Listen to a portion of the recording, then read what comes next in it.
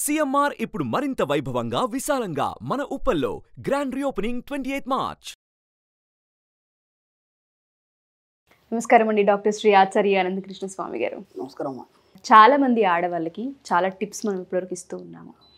ఇంట్లో ఏమేమి ఉంచాలి, ఏమేమి ఉంచకూడదు, ఎలా మాట్లాడాలి, ఏం మాట్లాడకూడదు, ఎటువంటి ఇంపాక్ట్ని చూపిస్తూ ఉంటుంది. డబ్బుని ఆకర్షించాలి అంటే శక్తి మనలోనే ఏ విధంగా ఉంది, ఏ విధంగా ఐడెంటిఫై చేయాలన్న దానిపైన ఇప్పటివరకు మనం మాట్లాడాం.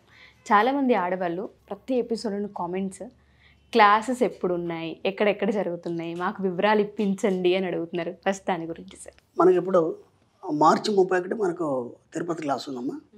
అలాగే మనకి 7th ఏప్రిల్ వచ్చి హైదరాబాద్ క్లాస్ ఉంటుంది, స్పెషల్ క్లాస్ ఉంటుంది. 7th ఏప్రిల్ స్పెషల్ క్లాస్ ఇంతకు మనం అనౌన్స్ చేయడం జరిగింది. ఆ స్పెషల్ క్లాస్ కనుక అటెండ్ చేయాలనుకుంటే ఒక రెగ్యులర్ క్లాస్ అటెండ్ చేస్తే మీకు ఇది ఇంకా బాగా అర్థమవుతుంది. ఆ ప్రయత్నం చేయండి.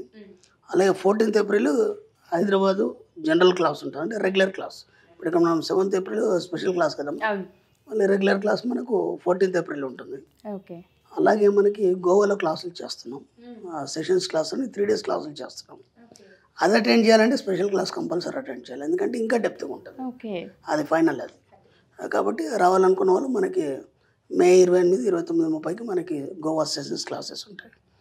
అలాగే ఆ తర్వాత క్లాసెస్ వచ్చేసి మనకి 2nd జూన్ విజయవాడలో ఉంటుంది. ఎందుకంటే మనకి స్పెషల్ క్లాసు, గోవా క్లాస్ ఇవన్నీ ఉన్నాయి కాబట్టి మనం చాలా లాంగ్ టైం తీసుకుంటాం. రావాలనుకున్న వాళ్ళు మనకి 2nd జూన్ విజయవాడలో ఉంటుంది. 9th జూన్ వచ్చేసి అనంతపూర్లో క్లాస్ ఉంటుంది. మళ్ళీ 23 జూన్ ఏమో మనకి విశాఖపట్నంలో ఉంటుంది. అలాగే 7th జూలై రాజమండ్రిలో ఉంటుంది. ఈ విధంగా ఈ షెడ్యూల్ని వీలైనంత తొందరగా ఎన్రోల్ చేస్తాం. తప్పకుండా సార్. లాస్ట్ ఎపిసోడ్లో మీరు చెప్పినట్టుగానే చాలా మంది ఆడవాళ్ళకి ఇంకా ఎన్నో విషయాలు నేర్చుకోవాలని ఉంటూ ఉంటుంది. నెగిటివిటీ అనేది చాలా ఎక్కువగా ఇంట్లో మా మాటల ద్వారానే వస్తుంటుంది. అది అరవడం కావచ్చు, గట్టిగా కేకలు వేయడం కావచ్చు. ఇలా ఇంకా ఆడవాళ్ళు ఏ ఏ విషయాల్లో జాగ్రత్తలు వహించాలి అంటారు? ఇక్కడ విచిత్రం ఏంటంటే మనం దాని జాగ్రత్త అనేకంటే భయం కూడా అనుకోవచ్చు, భయం అనుకోవచ్చు, జాగ్రత్త అనుకోవచ్చు. ఇంతకుముందు కూడా చెప్పాను, పిల్లాడు స్కూల్కి వెళ్తున్నాడు, వాడికి ఎలాంటి జాగ్రత్తలు చెప్పకండి. ఎందుకంటే వాడు శుభ్రంగా ఎర్లీగా లేచాడు, లేవగానే వాడి సబ్కాన్షియస్ మైండ్ చాలా ఫ్రెష్గా ఉంది. వాడు ఆలోచన అంతా ఏముంటుందంటే నేను ఇవాళ క్లాస్లో ఫస్ట్ ఉండాలి, టీచర్తో మెప్పు పొందాలి, నేను హోంవర్క్ కంప్లీట్ చేశాను, ఆ ఆలోచనలో ఉంటాడు వాడు. ఓకేనా? అలాగే భర్త కూడా ఉదయం లేచి బయటకు వెళ్ళగానే ఆఫీస్కి వెళ్ళే ముందు ఆయనకు ఎన్నో ఉంటాయి. ఎందుకంటే ఈరోజు ఆఫీస్కి వెళ్ళగానే ఏమి వర్క్ ఉంది, ఏంటి, ఏం చేయాలి, ఇదంతా తన సబ్కాన్షియస్ మైండ్లో రాత్రి ఫిక్స్ చేసి పెట్టాడు. కరెక్ట్ పిల్లాడు స్కూల్కి వెళ్ళే ముందు, నాన్న ఆ మూల మలుపు దగ్గర జాగ్రత్త, ఓకేనా, ఆ పక్కలతో పోట్లాడొద్దు, అలాగే నువ్వు ఎవరికి ఏ వస్తువులు ఇవ్వద్దు, ఎవరిని ముట్టనీయకు, నీ వస్తువుని తినేటప్పుడు నువ్వు సెపరేట్ కూర్చుంది, ఇట్లాంటివి చెప్పకండి. ఎందుకంటే వాడు సబ్కాన్షియస్ మైండ్ దాంతోనే ఉంటుంది. నువ్వు కరెక్ట్ జాగ్రత్తలు చెప్పేసరికి దాని గురించి ఆలోచిస్తావు. తెలియకుండా మూల మలుపు దగ్గర సైకిల్ ఇచ్చి గుద్దడమో వీడు పడిపోవడం జరుగుతుంది. అర్థమైందా? కాబట్టి ఈ చిన్న మన తల్లి మనసు అది మనకు ఖచ్చితంగా వద్దనే చెప్తుంది. అంటే అక్కడ ఏమీ లేదు, దాన్ని మీరు అఫర్మేషన్ చేసి పెడుతున్నారు. అరే అక్కడ జాగ్రత్త నాన్న, అక్కడ నువ్వు అక్కడ తిరిగేటప్పుడు జాగ్రత్త, మూలమలుపు దగ్గర అక్కడ లైట్ చూసుకొని వెళ్ళు, లేదంటే ఎవరైనా గుద్దేస్తారు.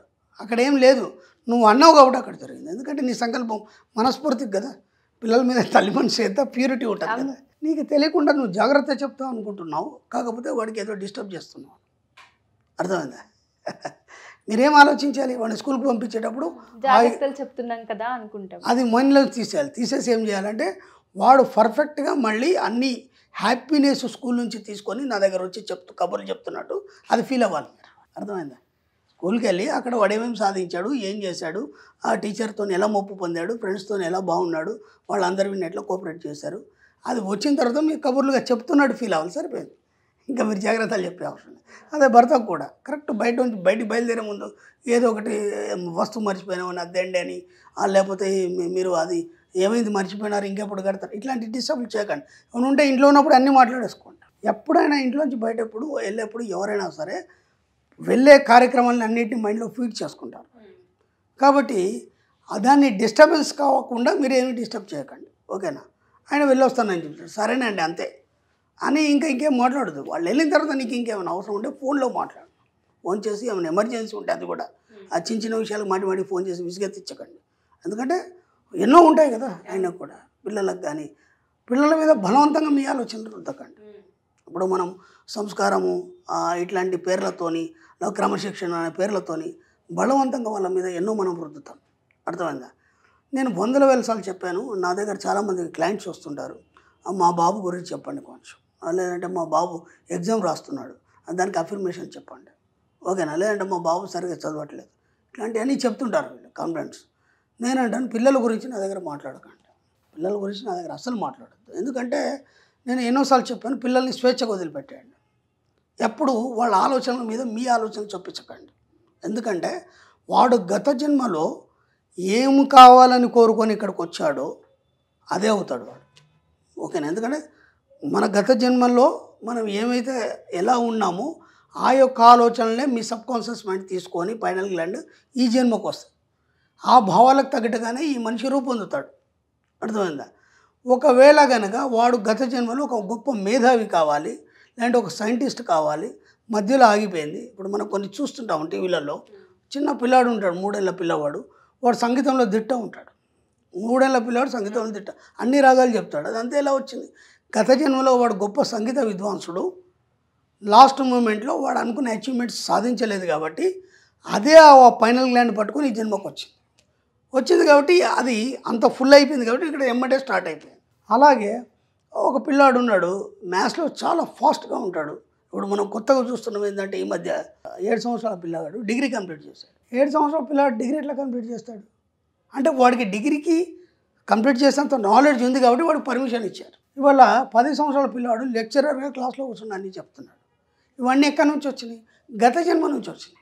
గత జన్మలో వాడు ఒక గొప్ప టీచరో లేకపోతే మ్యాథ్స్ టీచరో ఏదో సైంటిస్టో ఏదో ఉన్నాడు కాబట్టి అవి ఎంతవరకు వాడు అందజేయాలో అంతా చేసిండు, ఇంకా కొంత గ్యాప్ ఉంది, ఆగిపోయినాయి. మళ్ళీ ఇప్పుడు జన్మ తీసుకున్నాడు, ఏమంటే స్టార్ట్ అయిపోయినాయి. ఇలా ప్రతి ఒక్క హ్యూమన్ బీయింగ్కి గత జన్మలో ఉన్నటువంటి ఏవైతే జ్ఞాపకాలు కానీ లేదంటే గత జన్మలో వాడు ఏదైతే ఉందో అవన్నీ ఈ జన్మకు మోసుకొని వస్తాడు వాడు. కాబట్టి ఈ పిల్లవాడికి వాడు గొప్ప ఇంజనీర్ కావాలి, వాడికి ఆలోచనలు ఉంటాయి. మీరేమంటారు? డాక్టర్ చేయనా, ఆ పలానా డాక్టర్ చేశాడు, మన పక్కింటి డాక్టర్ అయినాడు, లేదా మన పిన్ని కూతురు డాక్టర్ చేస్తుంది, నువ్వు డాక్టర్ చేయని బలవంతంగా రుద్దుతాం. ఇప్పుడు ఏమవుతుంది? గత జన్మలో ఉన్నటువంటి సబ్కాన్షియస్ మైండ్ వీళ్ళు మీరు రుద్దడం వల్ల డిస్టర్బెన్స్ అయిపోతుంది. వాడు అటు కాకుండా ఇటు కాకుండా పోతాడు. అంటే వాడికంటే స్వతంత్రం ఆలోచన లేవు. వాడు స్వతంత్రం ఆలోచన మీ ఆలోచన బలవంతంగా వృద్ధి పెట్టారు. కాబట్టి పిల్లల్ని ఎక్కడ కూడా డిస్టర్బ్ చేయకండి. 2 పిల్లలకు పుష్కలంగా డబ్బులు ఇవ్వమని చెప్పాను, చిన్నప్పటి నుంచి అయినా సరే. ఇవాళ పిల్లలు చాలామంది హ్యాపీగా ఉన్నారు. డబ్బులు ఇవ్వకపోతే నేను గురుగారు చెప్తానని ఊరికే వాళ్ళని అంటారంట, చెప్తుంటారు నా దగ్గరకు వచ్చినప్పుడు. గురుగారు చెప్పారు కదమ్మా, నువ్వు వీడియోలు చూస్తావు కదా, పుష్కలంగా డబ్బులు ఇవ్వమని, ఎందుకు ఇవ్వట్లేదు అంటారు. వాళ్ళు నా దగ్గర కూడా అలాగే అడుగుతున్నారు. ఎంత హ్యాపీగా ఉంది ఇల్లంతా ఇప్పుడు ఈరోజు, అందరి చేతిలో డబ్బులు. లేకపోతే 100 రూపాయలు ఇస్తే ఏమంటే వాడు రాగానే ఏం చేసావని దాన్ని కూర్చొని 100 రూపాయలు ఖర్చు పెట్టుకునే స్వాతంత్రం లేదా మీ పిల్లలకి? 1000 రూపాయలు ఖర్చు పెట్టుకునే స్వాతంత్రం లేదా? ఎందుకు మీరు అంత బాధపడుతున్నారంటే మీరు దానికి తగ్గట్టుగా సంపాదిస్తలేరు. సంపాదన అంటే భయం, సంపాదించాలంటే భయం. ఇవన్నీ మిమ్మల్ని మీ జీవితాన్ని డిస్టర్బ్ చేస్తాయి. కాబట్టి పిల్లల్ని ఎక్కడ డిస్టర్బ్ చేయకండి. పుష్కలంగా డబ్బులు ఇవ్వండి, ఇది చెయ్యి అది చెయ్యి, నువ్వు తెల్లారిదాకా ఎందుకు పడుకున్నావు, ఇట్లాంటి మాటలు మాట్లాడకండి వాళ్ళకి. ఎందుకంటే అందరు అదే అన్నప్పుడు ఏమవుతుందంటే ఇది కామన్ పడలాగండి. హాయిగా పడుకున్నానా, నీకు ఎప్పుడు లేవాలనిపిస్తే అప్పుడు లేవన్నావు అనుకో, ఇదేదో బాగుంది ఇట్లా ఎందుకన్నారని ఆలోచిస్తాడు వాడు. అర్థమైందా? వాడు భవిష్యత్తు వాడికి తెలుసు. ఎంతవరకు అంటే పిల్లలు ఒక 10th ఒక ఇంటర్ వరకు మనం మాట వింటారు. ఆ తర్వాత తింటాడా? వాడు తెలివి వాడికి ఉండదా? అవునా కదా? వాడి భవిష్యత్తు వాడికి తెలీదా? డిగ్రీ అయిపోయింది, వీడు ఫెయిల్ అయిపోయినాడు ఇంటర్లో, వీడి ఫ్రెండ్స్ అందరూ డిగ్రీకి వెళ్ళిపోయినారు. వీళ్ళు ఎప్పుడు కలిసినా వాడు డిగ్రీలో ఉంటాడు, వీడు తక్కువ ఉంటాడు, వాడికి షేమ్ ఫీల్ అనిపించదా? వాడికి ఆలోచన ఉండదా? ఆ తర్వాత గట్టిగా ప్రయత్నం చేసి వీడు డిగ్రీకి వెళ్ళిపోతాడు. అర్థమైందా? కాబట్టి వాళ్ళకి అన్నీ తెలుసు. ఇంతకుముందు కంటే మీడియా ఎక్కువైపోయింది, ఆ మేధస్సు ఎక్కువైపోయింది. ప్రతిదీ ఏదైనా సరే అన్నీ మనకే చెప్తున్నారు పిల్లలు. ఒక మెడిసిన్ గురించి కానీ లేకపోతే ఇంకేదాని గురించి కానీ, ఆ సోషల్ మార్కెట్ అన్నీ వాళ్ళు మనకే చెప్తున్నారు. పిల్లల్ని ఎక్కడ డిస్టర్బ్ చేయకండి, ఎవరికి ఇబ్బంది పెట్టకండి. మీ అలా బలవంతమైన ఆలోచనలు వాళ్ళ మీద రుద్దకండి. వాళ్ళు ఎలా ఉంటే వాళ్ళని అలా వదిలిపెట్టండి. వాళ్ళకి ఏం కావాలి, వాళ్ళ సబ్కాన్షియస్ మైండ్ ఏదైతే పట్టుకొచ్చిందో దానిలాగా వాళ్ళు తయారవుతారు. ఫ్రెండ్లీగా ఉండండి, ఎంత వీలైతే అంత ఫ్రెండ్లీగా ఉండండి. నేను ఒక చిన్న విషయం చెప్తాను. ఒక అమ్మగారు ఉన్నారు, మంచి వయసులో కుర్రాడు ఉన్నాడు, వాళ్ళ అబ్బాయి. ఒక 2 years అయిపోయింది. ఆ 2 years ఏమి చెప్పలేదు పిల్లాడికి. వాడు తింటున్నాడు, తిరుగుతున్నాడు, అది చేస్తున్నాడు, ఇది చేస్తున్నాడు. అయినా వాడిని ఏం డిస్టర్బ్ చేయట్లేదు. మధ్యలో కొన్ని పదాలు చెప్తూ పోయింది. ఫ్రెండ్లీగా, చాలా ఫ్రెండ్లీగా ఉంటుంది. అంటే కొడుకు ఆ అమ్మ ఇద్దరు కలిసి ఏదైనా కానీ ఓ సినిమాకి వెళ్ళాలా కానీ అంత మంచి ఫ్రెండ్లీగా ఉంటుంది. ఈ అబ్బాయికి డౌట్ వచ్చింది, ఈ వర్డ్స్ నీకు ఎక్కడి నుంచి వచ్చినాయి అమ్మ, అసలు ఇవి ఎక్కడ లేవు, ఇవి ఎలా చెప్తున్నావు నాన్న, ఇలా అనుకో, ఇది ఇలా చేయి, జస్ట్ నీతో వీలైతే ప్రయత్నం చేయి. ఆమె బలవంతం పెట్టలేదు ఎక్కడ కూడా. అనగానే వీడు చేయగానే కొన్ని రిజల్ట్స్ కనిపించినాయి. అప్పుడు డౌట్ వచ్చి, అమ్మాయి ఇవి ఎక్కడి నుంచి తీసుకున్నావు నువ్వు, నాకు ఇది పని అయింది, ఇంత చిన్న పదంలో ఇంత శక్తి ఎలా ఉంది అని అడిగాను. అడిగితే నేను నీకు చెప్తే అర్థం కాదు, నేను తీసుకెళ్తాను, నా దగ్గర తీసుకొచ్చి. నేను ఏమ్మా చెప్పండి సమస్య అంటే, మాకు సమస్య ఏం లేదండి. ఓకే, మావాడికి మిమ్మల్ని చూపిద్దామని తీసుకొచ్చాను. నన్ను చూపించడం ఏంటి నాకు అర్థం కాదు. ఎప్పుడైనా క్లాస్కి వచ్చారమ్మా? రాలేదు. మరి సమస్య లేదు, క్లాస్కు రాలేదు, నన్ను చూపించడానికి ఎందుకు తీసుకొచ్చారు? వాడు చూస్తా అన్నాడు, తీసుకొచ్చాను. నన్ను ఎందుకు చూడాలనుకున్నాడంటే అప్పుడు చెప్పిండు, ఆ పిల్లాడికి చెప్పాడు. సార్ అసలు నాకేం తెలీదు, మా అమ్మ నేను చాలా ఫ్రీగా అన్నీ నాకు సపోర్ట్ చేస్తుంది, చిన్నప్పటి నుంచి ఏనాడు నన్ను వ్యతిరేకించలేదు, నేను బాగున్నాను, నేనేం చేసినా నన్ను వ్యతిరేకించలేదు, నా స్వేచ్ఛకు నన్ను వదిలిపెట్టేసింది. అప్పుడప్పుడు కొన్ని వర్డ్స్ చెప్తే నాకు డౌట్ వచ్చింది, అసలు ఇవి ఎక్కడ లేవు, ఎక్కడ నుంచి తీసావమ్మా అంటే, నేను తీసుకెళ్ళి చూపిస్తాను, నన్ను మీ దగ్గర తీసుకొచ్చింది. అసలు మీరెవరు సార్ అని అడిగింది.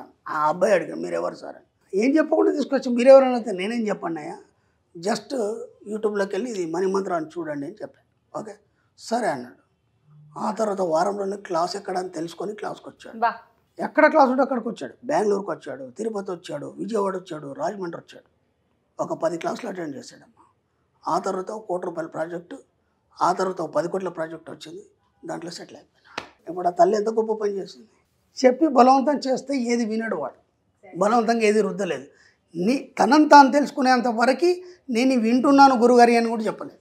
అవును, ఆ పిల్లాడు తనని తాను తెలుసుకునేంత వరకు ఈ గురుగారు వీడియోలు వింటున్నాను కూడా చెప్పలేదు ఆమె. ఆ తర్వాత మేడం కూడా క్లాస్కి వచ్చారు. పిల్లల్ని అలా తీర్చిదిద్దాలి, అంతే తప్ప బలవంత పెట్టద్దు ఎక్కడ కూడా. Wonderful example sir. చాలామంది తల్లులకి ఇది హెల్ప్ అయ్యే ఒక మంచి టిప్ అని కూడా చెప్పుకోవచ్చు. Wonderful sir, thank you sir, thank you so much. Suman టీవీలో మీ పర్సనల్ అండ్ బిజినెస్ ప్రమోషన్స్ కోసం కింది నెంబర్కి కాంటాక్ట్ చేయండి.